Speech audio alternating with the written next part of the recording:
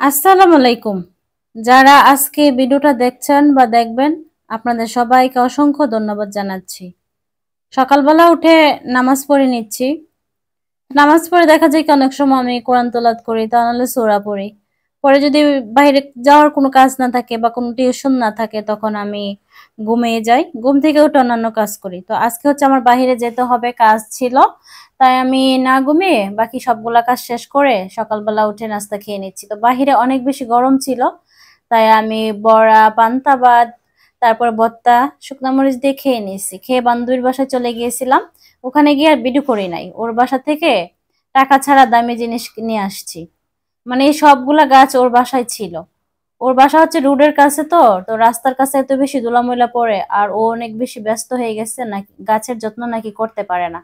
এখন আমাকে বলছিল ফোন দিয়ে যে ও নাকি গাছগুলা ফেলে দিবে। তো আমি বলতেছি, এত দামি জিনিস তুমি কেন ফেলে দিবা? আমাকে দিয়ে দাও, আমার অনেক ভালো লাগে গাছ। অলরেডি আমার বাসায় ছাদের উপরে, বারান্দায় সব জায়গায় গাছ ছিল। তারপরে আমি, ও যেহেতু গাছগুলা ফেলে দিবে, তাই আমি ভাবলাম আমি নিয়ে আসি। আর এই ক্যাকটাস গাছগুলো আমার ছিল না। তো ও বলতেছে এগুলাও ফেলে দিবে। তাই আমি বলতেছি, এগুলো তো দেখা যায় কি আমরা যখন নার্সারিতে কিনতে যাই অনেক দাম দিয়ে কিন্তু কিনতে হয়, তাই না? তো টাকা ছাড়া দামি জিনিস আমি পেয়ে গেছি। তার জন্য বান্ধবীকে অসংখ্য ধন্যবাদ। ও আসলে যত্ন করার সময়ই পাইতেছিল না, এত বেশি ব্যস্ত হয়ে গেছিল। আর সবকিছুতে এত বেশি ময়লা হয়ে গেছে।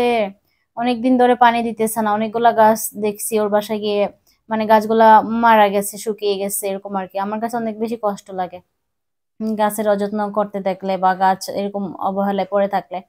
তাই কাঁচের জারটা আমি নিয়ে আসছি, এটাকে আমি ধুয়ে পরিষ্কার করব। এখন সবগুলা বের করে নিয়েছি, এখন এগুলোর মাটি আলাদা করব। তারপর গাছগুলা ভালো করে ধুয়ে পরিষ্কার করতে হবে, কারণ অনেক দিন ধরে ধুলা পড়তে পড়তে একদম নাজেহাল হয়ে গেছিল গাছগুলার। তো এখন আমি সবগুলা ধুয়ে নিব ক্যামেরা অফ করে। তো সবকিছু এখন আমি পরিষ্কার করে ধুয়ে মাটি আলাদা করে টবের মধ্যে লাগিয়ে দিয়েছি। তো একটা টবের মধ্যে কালার করছি, তো আমার কাছে মনে হয়েছে যে বাকিগুলো যদি কালার করি তাহলে সুন্দর লাগবে। তো এখন কিন্তু বাহিরে অনেক বেশি বাতাস ছিল আর কারেন্টও চলে গেছিল। তো আমি ফোনের টর্চটা জ্বালিয়ে তারপর এক হাতে ফোনটা ধরে আরেক হাতে কালার গুলা করতেছিলাম। তো আমার কাছে কেমন জানি আনইজি লাগতেছিল আর কি, মানে এম, কাজের কোনো ইয়ে পাইতেছিলাম না। কি কোন কাজটা কিভাবে করব, কাজের কোনো ইয়ে পেতেছিলাম না। এখন হচ্ছে এক হাতে ফোন ধরে আরেক হাতে কিভাবে কাজ করব বুঝতেছিলাম না। তারপরেও কোনো রকমের কাজটা আমি শেষ করে ফেলছি আর কি। তো সিম্পল ভাবে কালার করছি। এখন কিন্তু মোটামুটি ভালোই লাগতেছে, তাই না? এখন বৃষ্টি শুরু হয়ে গেছে, বাহিরে অনেক বেশি বৃষ্টি। আর আমাদের এখানে বৃষ্টি হলে দেখা যায় কি কারেন্টটা চলে যায়। তো কারেন্ট ছাড়াই আমি ফোনের লাইট দিয়ে কালার গুলা করে নিছি।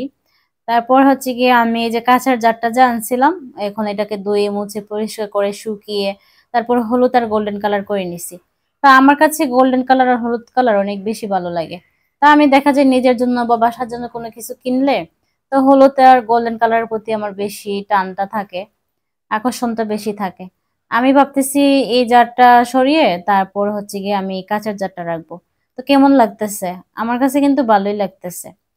তো আমার ভিডিও দেখে জানি না আপনাদের কাছে কেমন লাগছে। ভিডিওতে যদি ভুল ত্রুটি থাকে তাহলে আপনারা প্লিজ এগুলা ক্ষমা সুন্দর দৃষ্টিতে দেখে নেবেন। তো সারাদিন সব কাজ শেষ করে রাত্র হয়ে গেছিল। তো আজকে তেমন ঝামেলা করি নাই, রান্না বান্নার সিম্পল রান্না করছি। বোনা খিচুড়ি রান্না করছি, পাঁপড় ভেজে নিয়েছি, ডিম ভাজা করে নিছি আর আলুর ভর্তা করে খেয়ে নিতেছি।